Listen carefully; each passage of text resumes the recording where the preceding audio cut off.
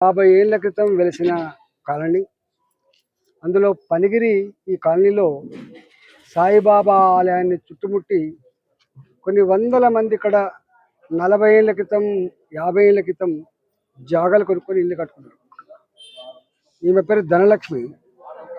ఈమె ఇంటికి పోయి నీవు కనుక ఖాళీ చేయకపోతే డోజర్లు పెట్టి సామాన్లతో సహా ఉంచేస్తాం, మీరు ఏమీ చేయలేరు, ఈ ఈ మాత్రం డబుల్ బెడ్రూమ్ కూడా ఇవ్వం మేము, నీ దిక్కున్న కాడ చెప్పుకోపో అనే మాటలు, అధికారులు మాట్లాడే మాటలు. ఆమె ఆ భయానికి అలా ఆటోలో సామాన్లన్నీ కూడా చదువుకుంటాను. ఎవరైతే నంగనాచి మాటలు మాట్లాడుకుంటూ మేము కూలగొట్టడానికి వస్తలేము, కేవలం సర్వే కోసమే వస్తున్నాము అని చెప్పి ఆర్డిఎక్స్ రివర్ బెడ్ ఎక్స్ అని చెప్పి రాసుకుంటా ఇవన్నీ అంటే గత 4-5 రోజులుగా ఇవాళ కంటి మీద కొడుకులేదు. ఈమె పేరు సత్య. ఈ ఇల్లు శ్రీ రమా సత్య నిలయం 3 ఫ్లోర్ల ఇల్లు. నువ్వు ఖాళీ చేసి బయటకు వస్తే మర్యాదగా నీకు డబుల్ బెడ్రూమ్ ఇస్తాం. ఇది ఈ అధికారులు చెప్తున్నటువంటి మాటలు. ఇవాళ పొన్నం ప్రభాకర్ గారేమో చాలా చిలకపలకు పలుకుతున్నాడు. హైదరాబాద్లో ఏ ఒక్క ఇల్లు కూడా కూలగొట్టేది లేదు, ఏ ఒక్కరి ఇంటికి జోలికి పోయేది లేదని చెప్పి అక్కడ మాట్లాడుతున్నాడు.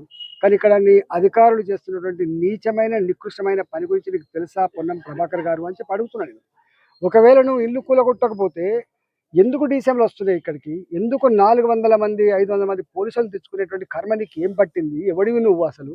మేము 40 ఏళ్ళుగా ప్రశాంత, నువ్వేం మాకు జాగిచ్చినోడి కాదు, మాకు ఇల్లు కట్టించినోడి కాదు, మాకు రూపాయి కూడా సాయం లేకుండా మా రెక్కల కష్టం మీద బతుకుతున్నాం. ఈమె ఉంది సత్య. ఆమె క్యాటరింగ్ చేసుకొని 10 మందికి అన్నం పెట్టి ఇల్లు కట్టుకుంది. ఈమె చిన్న చిన్న పని చేసుకొని, ఈమె చిన్న పిల్లలు, ఆమెకు టైలరింగ్ చేసుకొని ఆ కుటుంబాన్ని సాదుకుంటుంది. ఇలా వందల ఇల్లు. వీళ్ళు చెప్పేది చేసేది పొంతం లేదు. పేరుకేమో మేము పట్టుకునే వస్తున్నాం. నంగనాచి మాటలు మాట్లాడేది బంద్ చేసి మిస్టర్ పొన్నం ప్రభాకర్ నేను అడుగుతున్నా, ప్రజల ప్రజల ఆర్తనాదాలు అర్థమైన తర్వాత అడుగుతున్నా, గుండెలు మండిపోతున్నాయి. ఇలా మీరు అక్కడ సచివాలయంలో కూర్చొని మీరు మంత్రులు కావచ్చుగాక, కానీ మీరు వచ్చి చూడండి. మీరు కన్నులున్న కబోదుల్లాగా నీ ముఖ్యమంత్రి చెప్పి రాసిచ్చేటువంటి స్పీచ్లు మాట్లాడి మీకు మీరుగా మోసం చేసుకోకండి, ప్రజలకు ద్రోహం చేసే ప్రయత్నం చేయకండి. మీరు అనుకుంటున్నారు మీరు ఇక్కడ హైదరాబాద్లో ఉన్నది నీ హుస్నాబాద్ తెలుస్తుందా, లేకపోతే హైదరాబాద్లో ఉన్నది కరీంనగర్ తెలుస్తుందా, హైదరాబాద్లో ఉంది మహబూబ్నగర్ తెలుస్తుందా అనుకుంటారు. ఇవన్నీ కూడా ఈ పేదలు కార్చే కన్నీళ్ళు, పెట్టే ఆర్తనాదాలు ప్రతి తెలంగాణ పల్లెకు, ప్రతి తెలంగాణ ఇంటికి చేరుతుంది. ఇవాళ ఇప్పటికే అనుకుంటున్నారు మాకేదో పెన్షన్ ఇస్తారనుకున్నాం, మాకు పెన్షన్ పెంచాలనుకున్నాం, మాకు డబుల్ బెడ్రూమ్ ఇస్తారనుకున్నాం, రైతు బంధు వస్తుందనుకున్నాం, మేము ఏదేదో ఊహించుకున్నాము. ఈ దుర్మార్గుడు ఈ మాటలు నమ్మి మేము ఓట్లేసి గెలిపించిన కర్మానికి కుర్చీ మీద కూర్చున్న తెల్లారి ఆయన మాట్లాడే భాష కావచ్చు, ఆయన వివరిస్తున్న తీరు కావచ్చు, ఇక జుగుప్సాకరంగా ఉందని చెప్పి బాధపడుతున్నాం. ఒక ముఖ్యమంత్రిగా మేము ఊహించుకోలేకపోతున్నాం, సిగ్గుపడుతున్నామని చెప్పి మాట్లాడుతున్నాం. మిస్టర్ రేవంత్ రెడ్డిని అడుగుతున్నా, నువ్వు ఇక్కడ ఈ మూసీ ప్రక్షాళన ఏదో అంటున్నావు, మూసీ ప్రక్షాళన ఎట్లా చేస్తావు? ఎన్ని పైసలు ఖర్చు పెడతావు? ఎక్కడి నుంచి వెళ్ళి తీసుకుపోతావు? ఒక రోడ్ మ్యాప్ ఉన్నదా మీకు? నేను ఇక్కడ ఎంపీని, ఇక్కడ మా నరసింహగుప్తా గారు కార్పొరేటర్ ఉన్నారు, మా పవన్ గారు ఇక్కడ కార్పొరేటర్ ఉన్నారు. ఏమన్నా ఒక్కనాడైనా ఇక్కడ కార్పొరేటర్ని పిలిచో, లేకపోతే ఇక్కడ ఉన్నటువంటి కాలనీ వాసులను పిలిచో, లేకపోతే సంఘ పెద్దలను పిలిచి మాట్లాడినావాను? మాట్లాడకుండా వచ్చి అంటే దొంగల్లాగానే శనివారం ఆదివారం ఎందుకు వస్తున్నారు?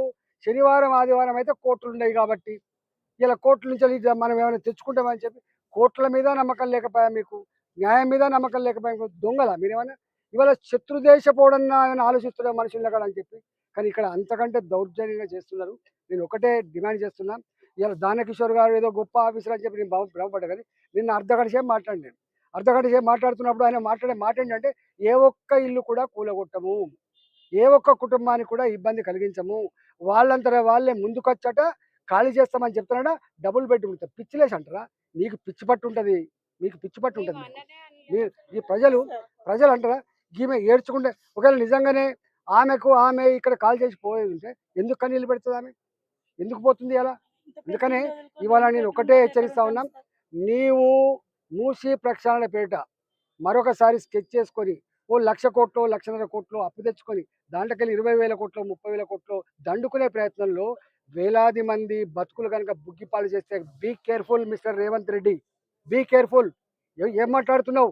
ఏం చేస్తున్నావు నువ్వు? నీకు ఎవడు నీకు అధికారం ఇచ్చింది? బాజాప్తా కొనుక్కున్న భూముల్లో కట్టుకున్న ఇళ్ళ మీద, మా శ్రేణి మీద కట్టుకున్న ఇళ్ళ మీద నువ్వు ఎవడు అసలు? నువ్వు రా, నిజంగానే నీకు అవసరం అయితే మారిరా. ఇగో నీకు 5 కోట్ల విలువ ఇది మొన్ననే కట్టుకోడు, కూలగొట్టి కట్టుకునే ఇల్లు. ఇవాళ నువ్వు ఈయనకి ఏమిస్తావు? 2 కోట్లు లోన్ పెట్టి తెచ్చుకొని కట్టుకునే ఇల్లుకు నువ్వేమిస్తావు? 5 లక్షల రూపాయల డబుల్ బెడ్రూమ్ ఇస్తావా నువ్వు? ఏం మాట్లాడుతున్నాను?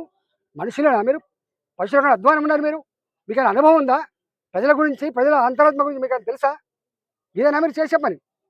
ఇవాళ నేను ఒకటే హెచ్చరిస్తా ఉన్నా, మీరు కనుక ఈ పిచ్చి వేషాలు బంద్ చేసి నీ పోలీసులను విత్డ్రా చేసుకోకపోతే, నీ అధికారులు ఇక్కడి నుంచి తీసుకోకపోతే, మాలాంటి వాళ్ళతో మీరు మీటింగ్ పెట్టి చర్చించకపోతే నీ